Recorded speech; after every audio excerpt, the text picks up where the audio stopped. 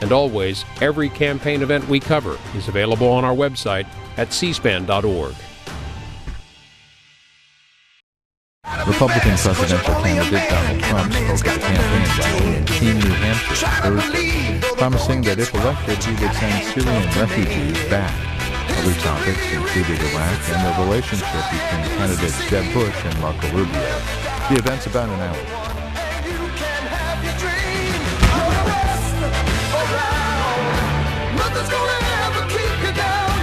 Thank you very much, everybody. Thank you. What a crowd. They still have lines of people outside, and they filled up the second auditorium already. It's amazing. They have closed circuit. But I'll go and see the closed circuit folks. I'll see them right after we're finished. Should I do that? Yeah, I think so, right? We will definitely do it. So a poll just came out. USA, as you know, the USA Suffolk, which is a highly respected poll, and we are doing great. We're up by 10 points over everybody else. And it's just incredible. And I think we might even be even better than that. But who knows, right? Even if we win by 1 point, that's okay. Not so bad. But let's win by a lot. But we're way up. Another one, Morning Consult. We're at 36. Ben is at 12. Carly's at 10. Marco is at 9. And Ted Cruz is at 7. So that's pretty good, right? We're 36 to 12. Reuters is 31 to 14 to 8 for Jeb. Oh, Jeb got in there. Good. And Mike Huckabee, good guy, is at 7. So we're doing great there. You know the funny one, and I always say this, but it just sort of got finalized. I felt I did good in the debate, even though I was being asked too many questions, right? And the funny thing is, you know, for 2 hours, they're asking me question after question. Somebody said 47% were either to me or about me. In other words, well, they'll ask somebody like one of the other candidates, Donald Trump is not a good person. What do you think about it? I'm standing there like this. And then in the final 45 minutes, they couldn't ask me any questions because they asked me so many. It was embarrassing. I even apologized that I'm the one not doing it. And they said, Donald Trump decided to take off in the last part of the... And I'm saying, first of all, they made it from 2 hours to 3 hours, which is ridiculous. But they say Donald Trump took off. They didn't ask me any questions. I said, wait a minute. I don't want to be rude. I don't want to interrupt other people, especially since I've done it every day. So the polls just came out on the debate. And the Drudge poll, 680,000 votes. Drudge, which is he's an amazing guy. And it's Donald Trump, 51%, he won. Carly at 23%, who did a good job, by the way. Marco at 7, and Ted Cruz at 6. The Time Magazine poll, Time Magazine, I have no influence over Time Magazine, even though I was on the cover last week, right? But Time Magazine has Trump winning, 55% for Trump, 20% for Carly, 7% for Marco Rubio. And I'm saying to myself, gee, I'm watching these shows, and they say Trump was okay, not great, maybe had an off night. I don't understand. I thought I did fine. And they were just trying to beat me up. Whew. But I thought we did good, and I think we're doing well. And the most important poll are like the one, the USA Suffolk, that just came out a couple of hours ago. That's fantastic. So I want to thank everybody in the room and the other rooms that are filled up, who we'll see in a little while. But those people. New Hampshire, I tell you what, it's an amazing place. It's a great, great state. It's a great state. A friend of mine from New York said, what are people from New Hampshire like? Can you believe these questions I get? I'm being honest. What are they like? I said, I'll tell you what they're like. They're just amazing people. They love the country. They love to work like me. I love the country. I love to work. We're all in the same boat. And we're going to straighten it out. We're going to make America great again. That I can tell you. We're going to make it great again. You know, a thing came out. I was going to save it for a little bit later. But, you know, we made that horrible Iran deal. And I just wrote this down. I was watching one of the networks, and they said, we should have had the prisoners released, right? I mean, as part of the deal. In fact, we should have made a deal on knocking the hell out of ISIS in Syria as part of the deal. There are 100 things that we should have gotten. We're giving them $150 billion. We got nothing except defeat, because we don't win anymore as a country. We're going to win so much. We don't win anymore as a country. It's really embarrassing. So I actually tweeted this before. Do you believe this? Iran wants to trade our 3 prisoners. By the way, we have 4 prisoners. They're only talking about 3. The 4th, they're not even talking about. So they want to trade our 3 prisoners for 19 prisoners held by the United States and many other things. I mean, how stupid are we? How stupid are we? And it's just going to change. It's going to change. It's just going to change. So embarrassing. Bergdahl. We get Bergdahl. They get 5 killers that they wanted so badly. You remember Bergdahl? He left. He deserted. And we had 5 and probably 6 people killed going after him. And the other day I read for the first time, well, he wasn't feeling well. He may not be psychological. Who the hell cares?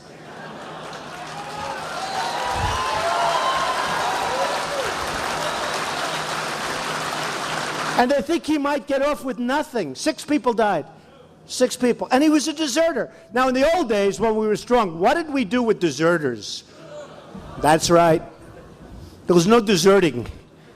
You deserted, you had problems. He deserts, well, he's got psychological. You know, we'll let him off. He's a nice person, right? I don't think so. So, a lot of the press has been nice to us in the last few days because we gave a very detailed tax policy where we substantially reduced taxes. Very substantial. And I'm going to go over it, but we're going to create a lot of jobs. We're taking jobs back from China and all these other countries that have just been ripping us. Mexico, China, Japan. We're going to be taking them back.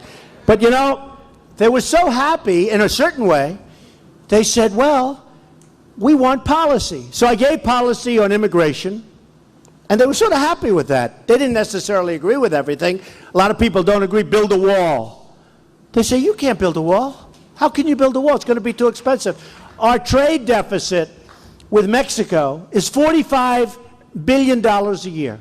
Don't forget I said Mexico. I love Mexico. I love the Mexican people. I have thousands and thousands of Mexican people that have worked with me over the years. Thousands. I have a great relationship. But their leaders, I say it all the time, are too smart for our leaders, too cunning, too sharp. And they're ripping us. So we have a deficit. Nabisco's moving. Nabisco. What's more United States than Nabisco? They're moving to Mexico from Chicago. They're going to make Oreos in Mexico. No, think of it. And then we have Ford Motor Company. $2.5 billion plant. You heard that story. I'm not going to tell it. Because if I do, they'll kill me. You know, I have all these live television sets. You know, every other candidate can go and make a speech. Every other candidate. And they make the same speech for months. But they have 100 people. For instance, Jeb Bush is down the road. They're expecting 125 people tonight. No, it's true. Now, I'm going to tell you, because we have been getting amazing crowds. We had 20,000 people on Friday in Oklahoma. 20,000 people. In Oklahoma, a great place. That was an amazing event. We had 20,000 people. We filled up a stadium, you know, where the Mavericks play. Mark Cuban, good guy. And he has the Mavericks, and it's called American Airlines Center. That's in Dallas. 20,000 people showed up. Some were so far up, I said, can you even see me? And we had 3 days to do it, because when we got it, in fact, when they said, you know, you could have that arena if you want it, I said, when? Monday night. This was like Thursday. I said, how can we fill it up? The first day they did 12,000 people. Then we went to Mobile, Alabama, as you know. Just before that, we had 35,000 people. It's been amazing. So tonight, and I want accurate counts, because these people, they don't count heads. You know, they'll say, yeah, the place was okay. The press, they are so by the way, pan out on these people, please. CNN and all of you live cameras, pan out.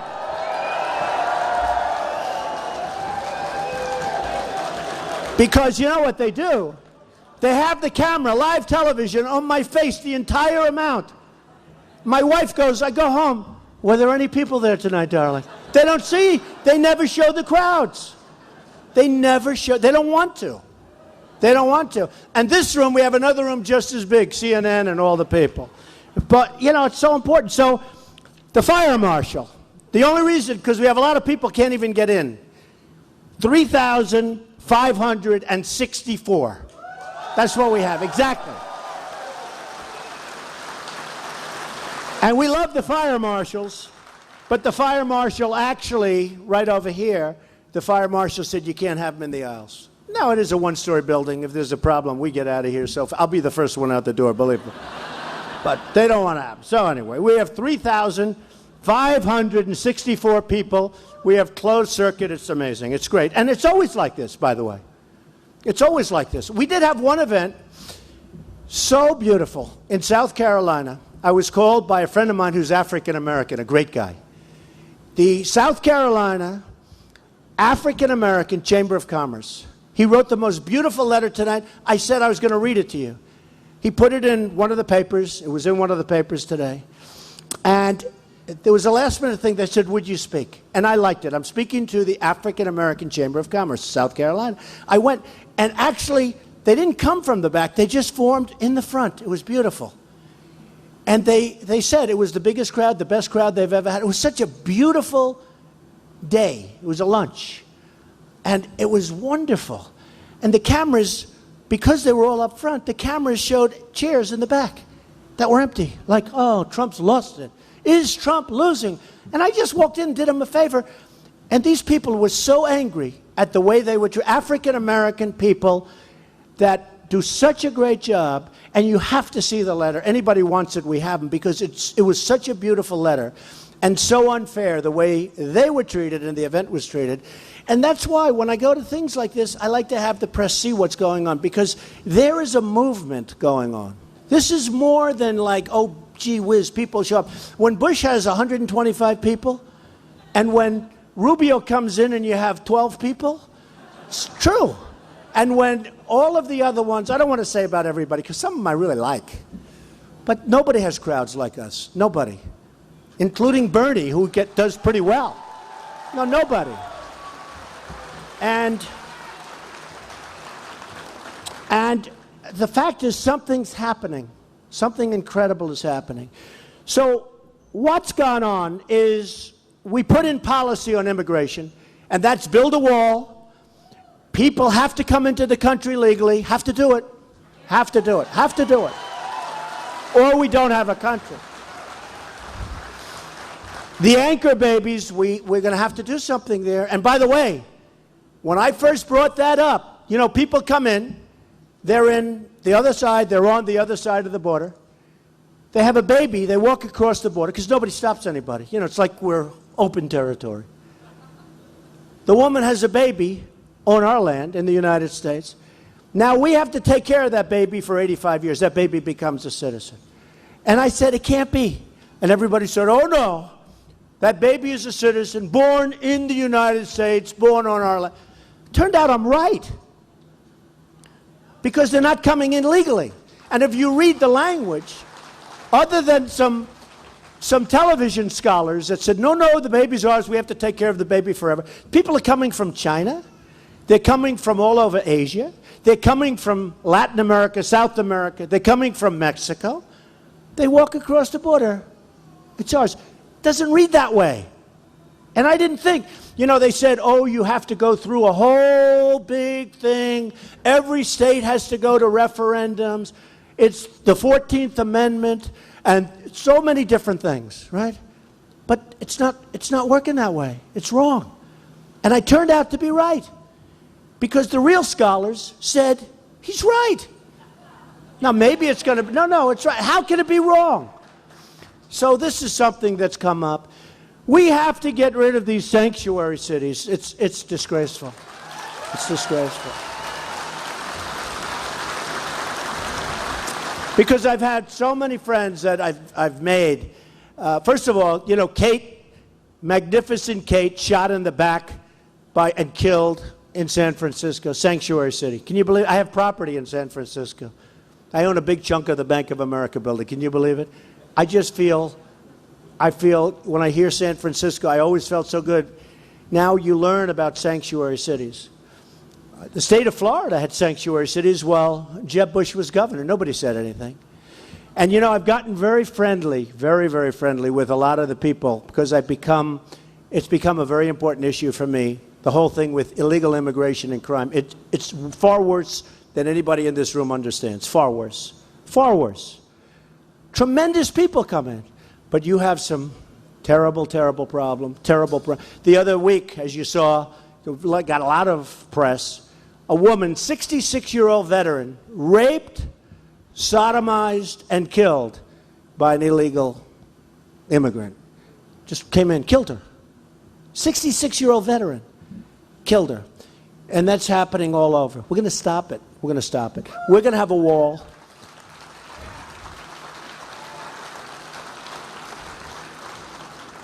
And I'm really good at walls, believe me. What I do great. I build. What I do better than anyone. That's why with the infrastructure of the country, it's falling apart. We're spending money all over the world. We don't even know where we're spending money. I was going to bring up today, they have a list of some of the dumb things that the country does. One of them was a washer. You know what a washer is? That's where the screw, you have the washer, get a little extra grip. So it was a 2-cent washer. And by the time it went from, I think it was South Carolina to Texas, it was this circuitous route. It cost $988,000 to have it delivered over a long period of time. There's so many things like that. There are so many things. There are item after item, hammers that you buy for $7, $8, selling for thousands, that we buy as a country for thousands of dollars. Some people are getting really rich. Who are these people that are making these deals? You're probably saying, maybe I do too. We want a part of these companies, right?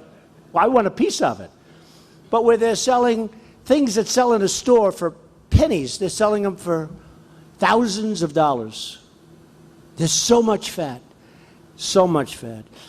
And I get a lot of credit for coming out with immigration. Some people don't agree. They think it's harsh. Some people think it's great. You know, Dwight Eisenhower was a wonderful general and a respected president, and he moved 1 million people out of the country. Nobody said anything about it. When Trump does it, it's like, oh. When Eisenhower, oh, it's fine. Well, that was he was allowed to do it. You know, we can't do it. That was also in the 50s. Remember that. Different time.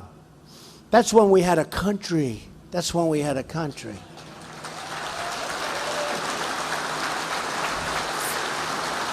That's when we had borders. You know, without borders, you don't have a country, essentially. We don't have a country. Without borders, you just don't have it.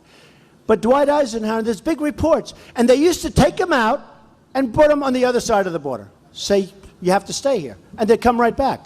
And they do it again, and do it again, and then they said, wait a minute, this doesn't work. And they took him out and moved him all the way south. All the way. And they never came back again, because it was too far. Amazing. And I'm not saying this in a joking way. I'm saying this is what happened. It wasn't working. They were coming right back. And then they literally moved them all the way. And I have to tell you, a lot of the politicians, they never came back because it's too far. They would put them on boats and all the way down south. And that was it. But then a lot of things happened. And a lot of changes took place. And now we've become so politically correct as a country that we can't even walk. We can't think properly. We can't do anything. Every time you say something, oh, that was not politically correct. It wasn't politically correct. Nobody respects women more than I do, will tell you. And that's true. And I will do more. Thank you. It's true. My mother was the greatest person there was. But nobody respects women more than I do. And 2 weeks ago, I was making a speech. I said, I respect women. I cherish women. I do. I cherish women. And Hillary said, we don't want to be cherished. We want to be respected. I said that. Yeah. I think you want to be cherished, too. It's better than respect. It's everything. You want to be respected. You want to be loved. You want to be cherished. You want to be everything. I think. Am I right, women, or wrong? I mean, you know. And nobody cares more than I do. And I will tell you, women's health issues, where Jeb Bush recently said that he's not going to fund them. Then he said he misspoke. The word is misspoke. He misspoke. Can't misspeak. I mean, that's going to be so vital and so important.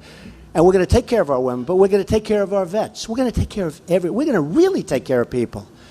Because I know how to do it. We're going to bring jobs back into the country. We're going to become a rich country again. We're a poor country. We're a poor country. We're a debtor nation. We owe now $19 trillion. For a few months I've been saying 18. Now it's up to 19. We owe China $1.5 trillion. Think of it. They take our jobs. They take our base. They take our money. And we owe them $1.5 trillion. How does that work? That's like a magic act. We owe Japan the exact same amount, $1.5 trillion. We owe them. They send millions of cars here. We pay for the cars. They have no tax, no nothing. By the way, try doing business in Japan. I always say, how many Chevrolets do you think you're going to find in the middle of Tokyo? Maybe none? Do you think none? There might be none. We sell them beef, and they don't want it. Beef.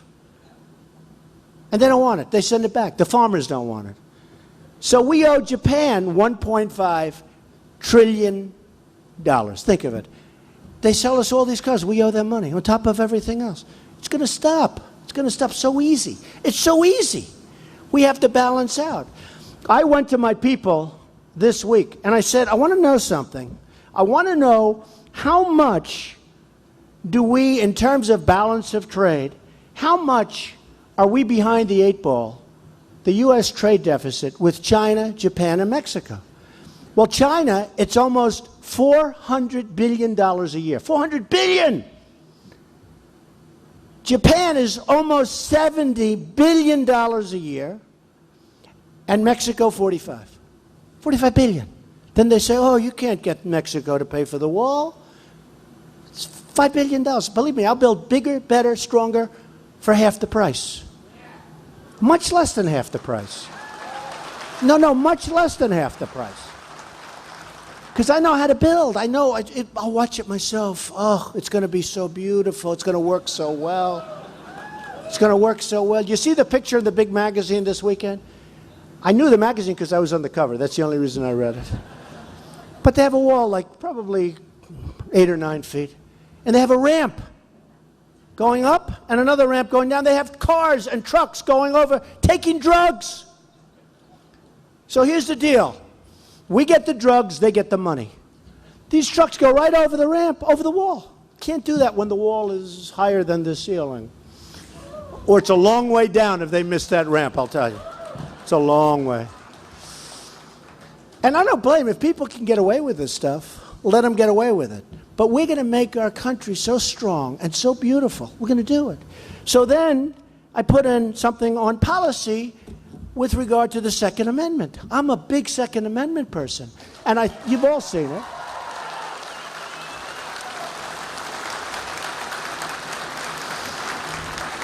And in 2 weeks, this is something that I've really gotten to know a lot about.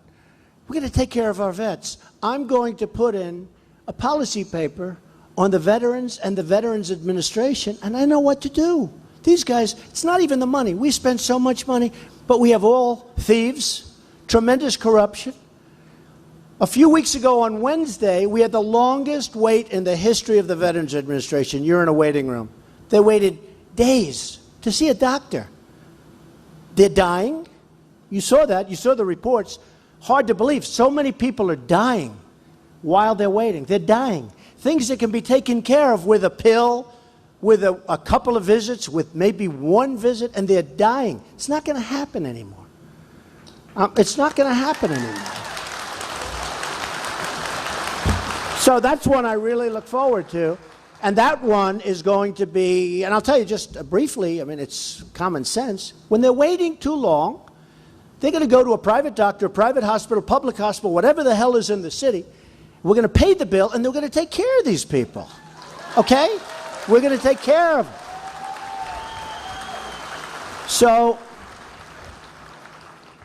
And that's so important to me. I mean, because some of the greatest people, I've met some of the greatest people I've met on this trail. We call it the trail. Do you believe I'm a politician?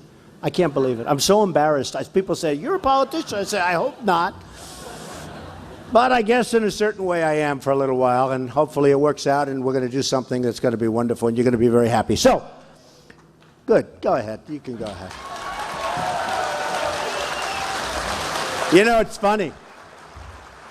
A few weeks ago, I got a great story, and they said he's a great speaker, wonderful public speaker, but he has one problem. He speaks through the applause. And I never thought of it, and I realized they're right. People start applauding. I start speaking, they immediately shut up. And I said, but you know why? Because I'm so excited to tell you about the next thing. There's so many things we have to do. There's not enough time to wait for the applause. It's true. And I speak through the applause, and I think I'll keep doing it because it's exciting to me, right? Does that make sense? So I appreciated the article, and the guy's right, actually, but although I don't know. Who knows? So what I did is we came up with a really great tax plan that has been really praised, and in some cases not. They said it's too big. It's too big. Got to put our country back to work. We have the highest taxes in the entire world. Highest in the world. Our corporations are leaving our country because the taxes are too high. And I did a very sophisticated, very beautifully detailed policy paper. Now, a lot of the press would say, prior to that especially, and the Second Amendment, and frankly immigration, they would say, oh, he talks well, but he doesn't talk. I went to great schools. I'm like a smart person. It's like, oh, he doesn't talk details. So all of a sudden I'm speaking details, and even if they don't like the details, they appreciated that I gave them the details. I will tell you, the tax plan is, I think, really something we're proud of. And I'm going to go over it just quickly, because most of you have heard it, but it's going to help you. It's going to help in a lot of ways. Number one, it's going to help with jobs. It's going to help with jobs. It's going to put people to work. We're taking jobs back. We are going to have companies now come back into our country. We're going to have a lower tax rate than China. We're going to have a lower tax rate than many of these countries. You know what corporate inversion is? Corporate inversion is a disaster. Companies have billions, trillions, at least $2.5 trillion total outside of the country. Everybody agrees the money should be allowed to come back in. Republicans, Democrats, this has been going on for years. They still can't agree. They agree, but they can't come to a conclusion. And if we bring that $2.5 trillion, and I'll tell you it's a bigger number than that.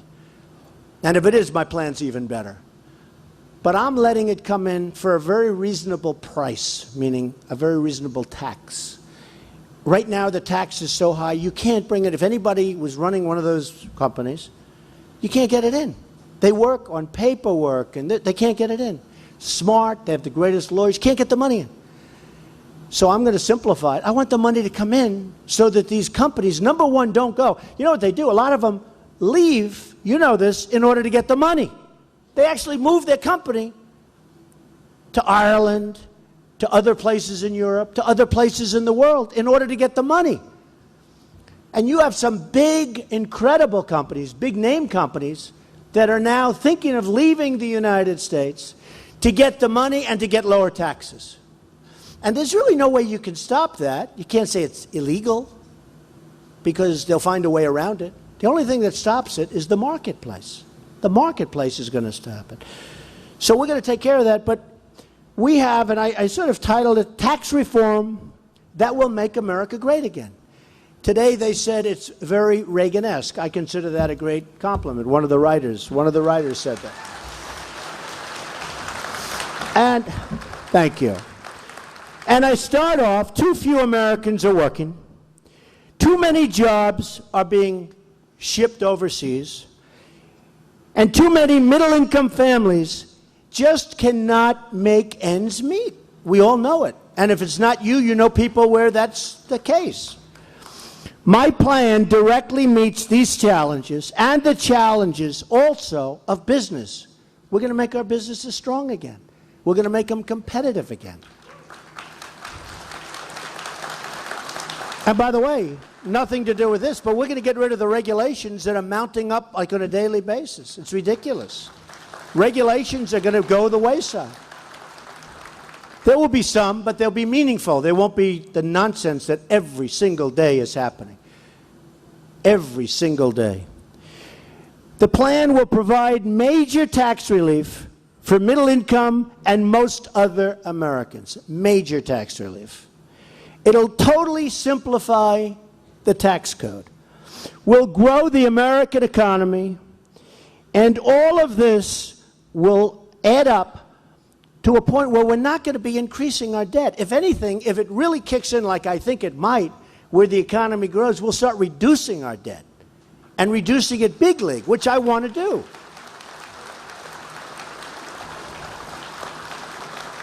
And again, I know the people I'm running against, and I know Democrats, Republicans. They can't do this, folks.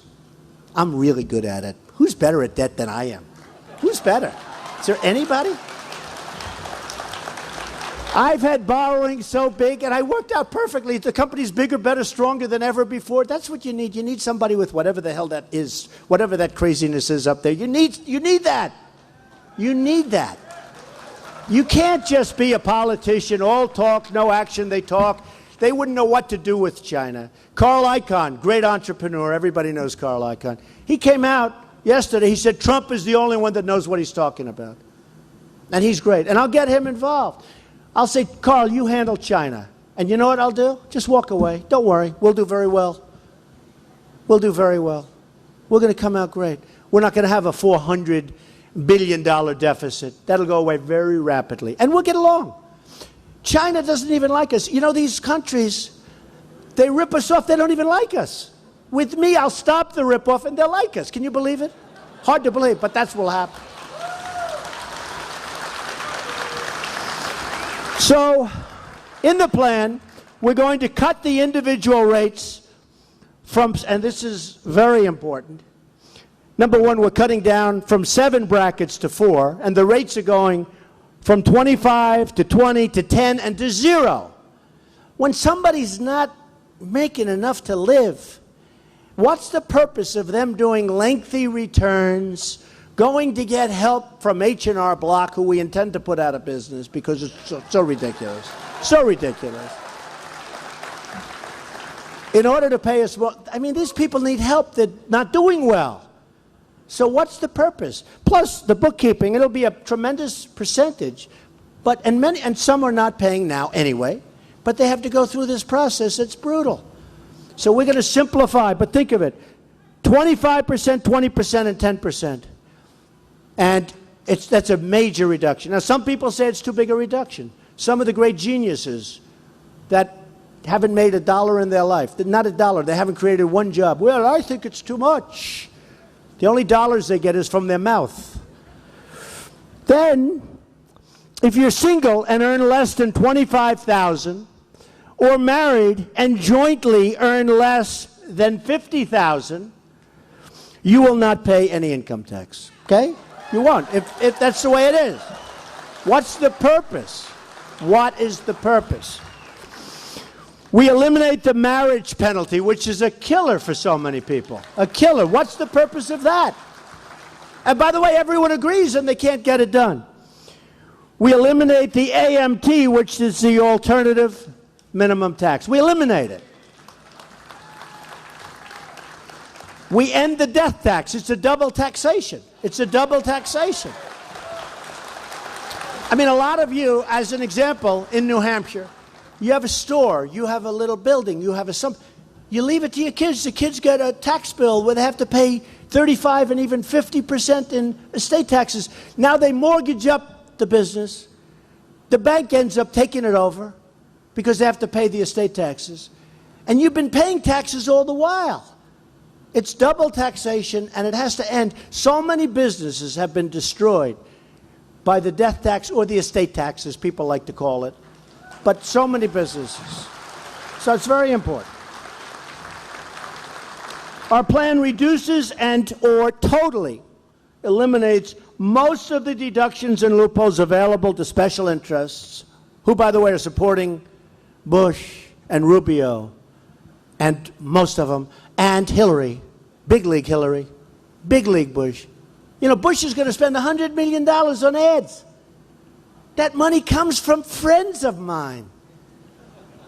They're friends. I know some are enemies. Some of them I don't like at all. Actually, many of them I don't like. But when you see an ad, every time you see an ad from Rubio or Bush or Hillary, remember that money's coming from special interests and lobbyists. And when they want something done in a year from now, 2 years from now, if they ever get in, be sad. Won't that be sad? If Trump doesn't make it, won't that be a terrible thing? But when that money gets spent on, you know, millions, 25 million, Jeb today put in an order, I hear, 25 million for ads.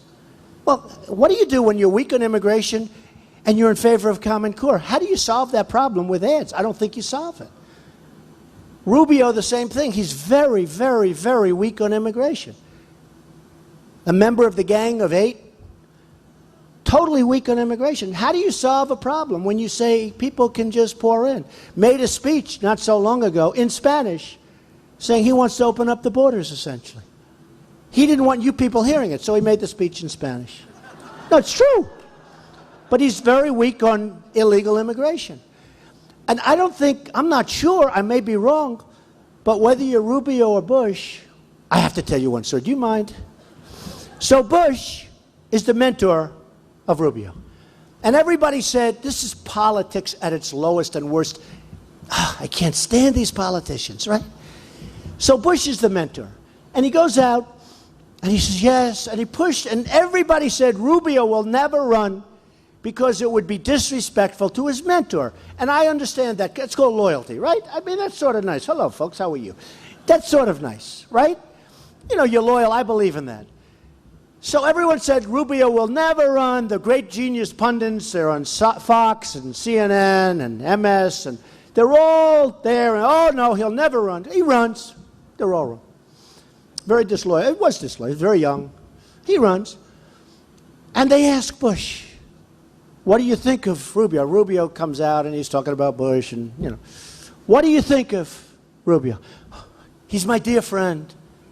He's so wonderful. I love him so much. Then they asked Rubio, who's running against Bush? And he, you know, probably shouldn't be from a loyalty standpoint. The veterans know what I mean about loyalty, right? Right? Right? So they ask Rubio, what do you think of Bush? Oh, he's my dear friend. Wonderful, just one. They hate each other. They hate. Trust me, I know. They hate so much. They hate more than anybody in this room hates their neighbor. But it's political bullshit. Do you understand? It's true. It's true.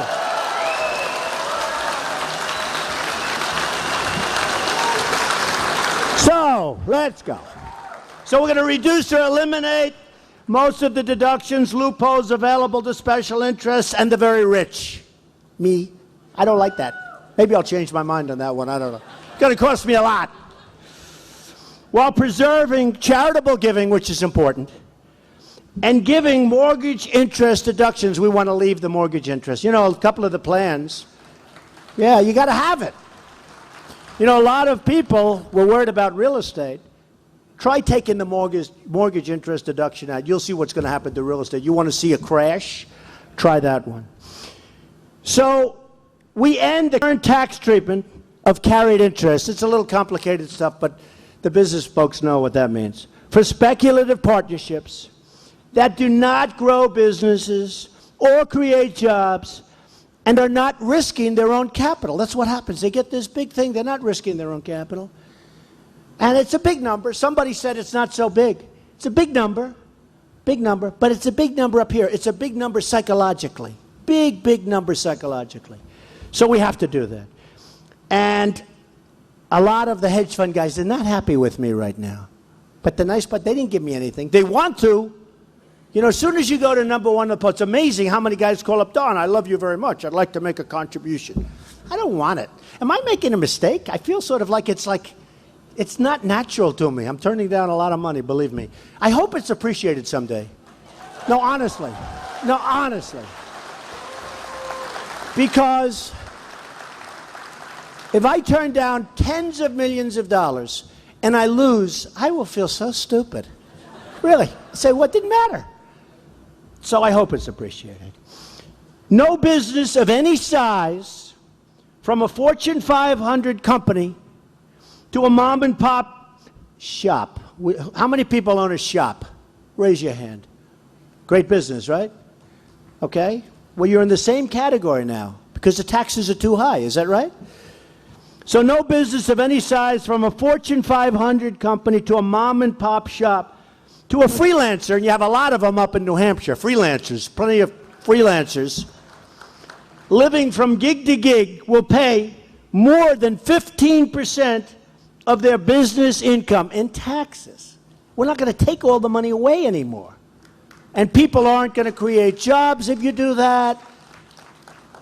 So we're going to have job. This is a job creator. This is real. This will be really dynamic. This will be something special. Now, a lot of people that don't know, they don't get it. But many people that do really get it. A one-time deemed repatriation, that's what I was talking about, all the money coming back in, of the corporate cash held overseas at a significantly discounted rate of 10%. In other words, they're bringing it over, we're going to tax them 10%. They're going to have the money in our country instead of having it overseas. Tax rate of 10%, and ends to the deferral of taxes on corporate income earned abroad. So that what you're going to do is you're going to have tremendous incentives for people even if they're doing business abroad. But you're going to bring the money back into the United States, and they're going to put the money back to work, even if they just give it out in dividends, because the people getting the dividends are going to spend the money. And you're talking about trillions of dollars are over there. Trillions of dollars. And believe me, mark my words, I told you before, they say it's 2.5 trillion. I say it's much more than that. Nobody even knows. So corporate inversion, we're going to stop, and we're going to have companies not leave. In the old days, people would leave New York and they go to Florida. Or they'd leave New Jersey, they go to Texas, where the taxes are lower. Now, they leave the United States and they go to Ireland and they go to other countries where they have lower tax rates and other things. But with what I'm doing, they're not going to be leaving anymore. And we don't have to say, boom, you're staying. They're not going to leave anymore. So it really works. What we want to do now is reduce or eliminate many of the business loopholes, because we're lowering the taxes so much that we can get rid of these tremendously complicated loopholes. And in the end, the business taxes are going to be lower than they were before substantially, but you're not going to have accountants where you have tax returns that go up to the ceiling if you have a business. It's going to be simple. It's going to be less taxes, and it's going to be simple. So we're going to be in a position to do some amazing things. And I've gotten just so many people are so thrilled with what I said about taxes, and I thought I'd review it for you. I did this the other day at Trump Tower, and we had a great turnout, and as I said, we had just amazing response. So let's talk a little bit about ISIS, and let's talk about our country. We spent so much money in the Middle East. Just spent trillions. Just in Iraq, $2 trillion. Just in Iraq. Not to mention, even more importantly, the lives and the wounded warriors who I love. These are the greatest of all.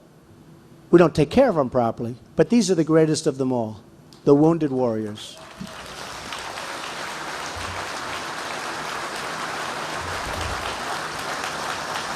So we have a president who doesn't know what he's doing.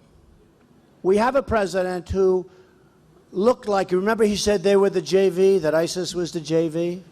Well, he looked like the JV last week when you compared him to Putin in New York, the JV. So now we have Putin said, I'm going into Syria, and I'm going to knock the hell out of ISIS, he said. And I'm saying, what's so bad with that? You know, is there anything wrong? That's okay. It's all right. But I also say, we want to be strong. We can't let him push us around. The problem we have is we have a president who is not respected by Putin. Just not respected. He leaves New York, leaves the United Nations. A couple of days later, he's got massive amounts of artillery and planes and everything else, all very quickly done. We would never act like that. We would never act like that. I saw one of your generals, I won't mention his name, one of your top generals the other day, active. They said, what do you do about ISIS? Can we win? That was the question. Oh, I don't know. I don't know. I don't know. Do you think General George Patton would say, I don't know? Do you think he'd say that? I don't know. He'd smack the reporter in the face, kick him in the lips. He would give a smack to that guy. Or General Douglas MacArthur. The highest marks in the... I'm a big person for academia. I believe in it. The highest marks in the history of West Point, General MacArthur. A great general. Can you imagine him saying, I don't know what we do about it? These guys know. The good ones, they know. But we have people that don't know. Either they don't know or they're being so constrained by politics that they're afraid to say. But we have to be tough and we have to be smart. At the same time, I want to rebuild this country. We have bridges that are falling down. We have 60% of our bridges are in danger. 60%. We have roadways that are coming apart. We have airports that are third world. I mean, you go over to Qatar, you go over to Saudi Arabia, you go over to some of these countries, China, you see airports the likes of which you have never, ever seen before. And then you come back and you land at LaGuardia. It's true, potholes. You land at LaGuardia or Newark or LAX, and you walk into a filthy terminal that's falling apart with broken terrazzo floors. And that's what we have. We used to be the leader. We have to rebuild our own country. And you know, when you owe $19 trillion and you want to take care of the vets and you want to build up the military, because I will build up the military so big, so strong. Nobody's going to mess with us. Nobody. Nobody. Now, with that being said, but you have to know when to use it. You have to know when, right? I mean, you have to know when. So in 2004 and 2003, I said, don't go into Iraq. I didn't know that much about Iraq, but I knew this. Iraq and Iran are always fighting. And they're equals. They go 10 feet this way, they go 10 feet this way, then they use poison gas, or Saddam Hussein, who's terrible. Then the other side uses, but then they rest for a few years. Then they start fighting. Nobody ever moves, right? Is that right? So I said, I don't know if they have weapons of mass destruction. Turned out to be false. But if they do, they're going to use it on Iran. Okay? That was Iraq. But if you ruin one of those two powerful agents, the other one's going to take over, and it's going to be a disaster in the Middle East. You're going to have a totally destabilized Middle East. That was in Reuters, 2004, in June or July. A big story. Trump opposed to doing it. Now, again, I'm the most militaristic person in this room. But you got to know when to use it. It's like also, I said, well, wait a minute. Of all of these guys that blew up the World Trade Center, they all went back to Saudi Arabia, the families. They sent their families back a day early to Saudi Arabia. I said, but why are we going after Iraq right now? The families went back to Saudi Arabia. They didn't go back to Iraq. I think one might have. Nobody knows. We know nothing. We know nothing. We know nothing. But I said, you're going to destabilize the Middle East. So here's what happens. We totally wiped out Iraq, totally destabilized the Middle East, gave other people ideas that you can actually knock these things out. Iran, as you sit here tonight, is taking over Iraq, which, by the way, has one of the richest oil reserves in the world. Their oil is unbelievable in Iraq. Underground. One of the biggest in the world. So they totally take over, and they're going to very soon. So we spend all this money, all these lives, all these wounded warriors. We get nothing. We got nothing because we have stupid leadership. Now, if you know anything about the Soviet Union, if you want the real truth, the Soviet Union broke up because they spent so much money in Afghanistan. Okay? They spent so much money that they were going bust. And that's the primary reason, or certainly one of the primary reasons, that the Soviet Union broke up. The Afghanistani people, great fighters, always have been known. I have a friend of mine, he's a big war historian, among the best fighters, Afghanistan. So the Soviet Union, so now we have the Soviet Union wants to go to Syria. And they want to knock the hell out of people.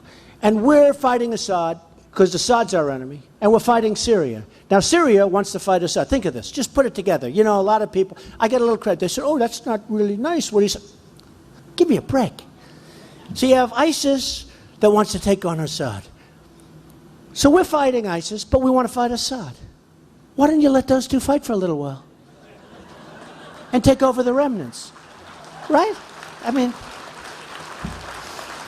I guarantee you that Assad is sitting back saying that president is one of the dumbest human beings on earth. It's true.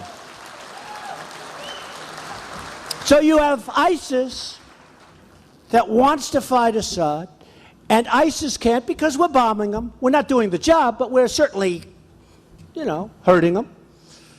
So they're not going after Assad. Now you have Russia and Iran. Now Iran became powerful because we gave them so much money, aside from the nuclear, which they will have, believe me. But we gave them $150 billion. So now they're feeling they're going to be a terrorist all over the world. They have so much money. And to them, $150 billion, that's real money. With us, not the same. So now you have Iran and you have Russia on the side of Assad. But they both want, Russia does want ISIS out because they don't want them coming into Russia. They don't want them crossing borders, and they don't want them coming into Russia. You have the migration because Syria is such a disaster. And now I hear we want to take in 200,000 Syrians, right? And they could be, listen, they could be ISIS. I don't know. Did you ever see a migration like that? They're all men. And they're all strong-looking guys. Did you see it? They're walking, and there's so many men, there aren't that many women. And I'm saying to myself, why aren't they fighting to save Syria?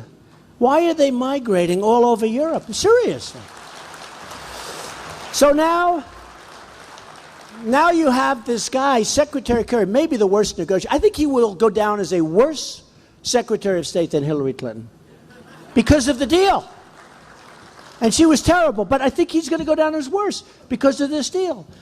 So now you have him saying, we're going to take in maybe, I mean, the number I'm hearing, it's inconceivable. You know, it started off with 10,000.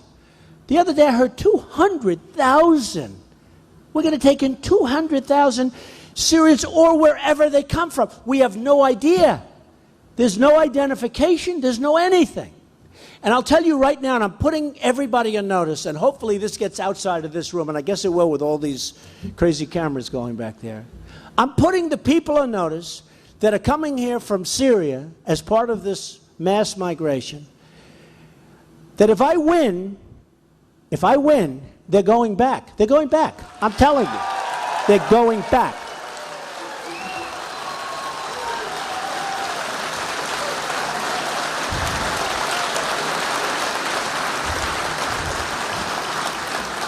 Because, you know, military tactics are very interesting. This could be one of the great tactical ploys of all time.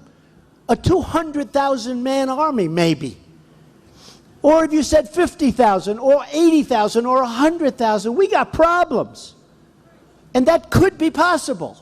I don't know that it is, but it could be possible. So they're going back. They're going back. I'm just telling them. So if they come, that's great. And if I lose, I guess they're staying. But if I win, they're going back. And I know a lot of people would say, oh, that's not nice.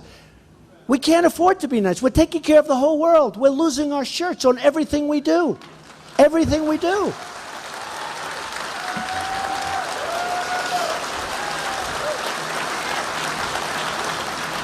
So tonight I'm doing a show on CNN at 10 o'clock.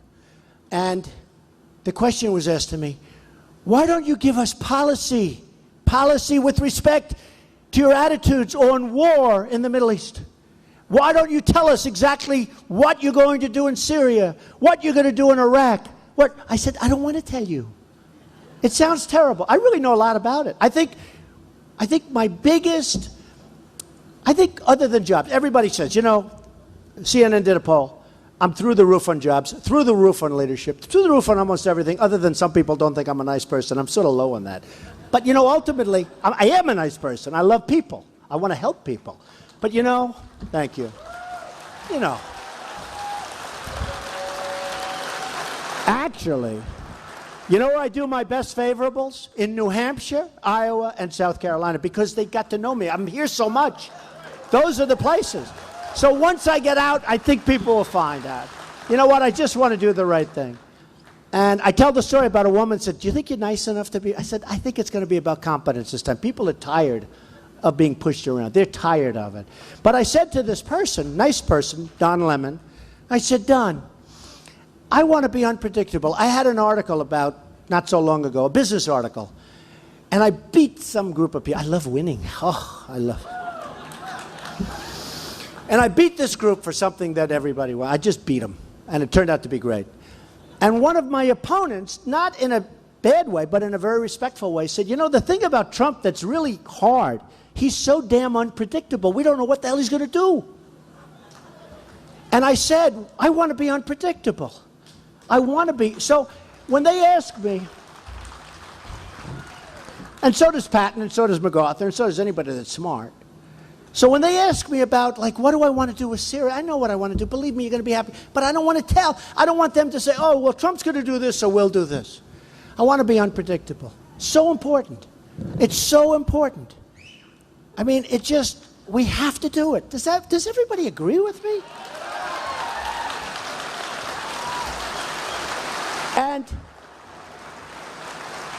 And maybe if you're unpredictable, the stupid people are going to say, oh, well, he doesn't know that much. You know, hey, when Obama said, we're leaving Iraq on a certain date. Now, you understand, these Iraq soldiers, that comprised ISIS. These were guys that formed ISIS. These are tough cookies. They didn't like us, and they didn't really want to fight for Iraq because Iraq is a corrupt government, you know. Remember when they were handing $50 million of cash? Cash! They were going through Afghanistan, paying off. I want to know, who are the soldiers that are carrying cash of $50 million? Cash! How stupid are we? I wouldn't be surprised. Those soldiers, I wouldn't be that surprised if the cash didn't get there, I have to be honest. But remember when Obama was saying, we will leave. We are leaving Iraq as of a certain date. Now the opponent said, wow, that's great. What do we have to fight anymore for? Let's just wait a year and a half. That's what happened. And then as soon as we left, they knocked the shit out of everybody. Right? They just knocked the hell out of everybody. Obama, this great president of ours, we will leave. Remember, he gave a certain date. A date certain. We will be out. And these tough guys, these are tough fighters, especially when they have something they want to fight for. They didn't want to fight for a corrupt government, but he gave a certain date.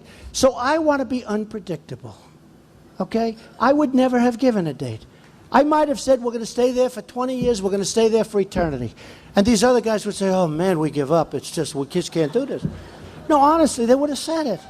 We were doing fine. I mean, look, we shouldn't have been there, but we were doing okay toward the end, and then we took everybody out. But instead, if you would have said, no, no, we're going to be there forever, and I didn't want to go in, but I would have said, no, we're never leaving. We're never leaving.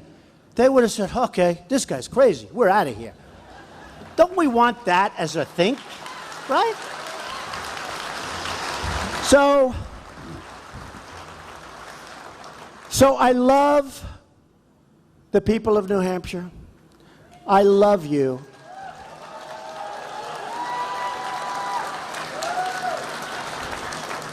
I love the people of this country. And I didn't really want to do this. I did something. I have this. People actually thought I wouldn't run because they'd say, why would he do this? It's hard, nasty. The press is horrible. Not all of it, but horrible. It's hard. And they say, why would he do it? I do it because we have a chance to make this country greater than it's ever been before. I really believe that.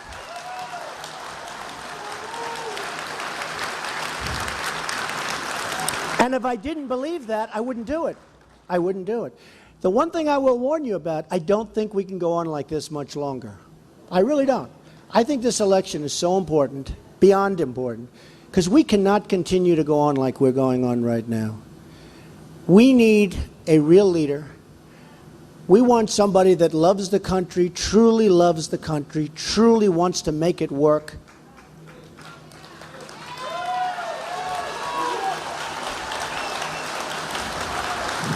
And I can promise you this. I can promise you this. If I get elected president, we will indeed make America great again. That I can tell you. That I can tell you. Thank you. Thank you. Thank you, everybody. Thank you.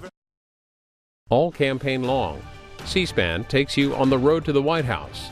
Unfiltered access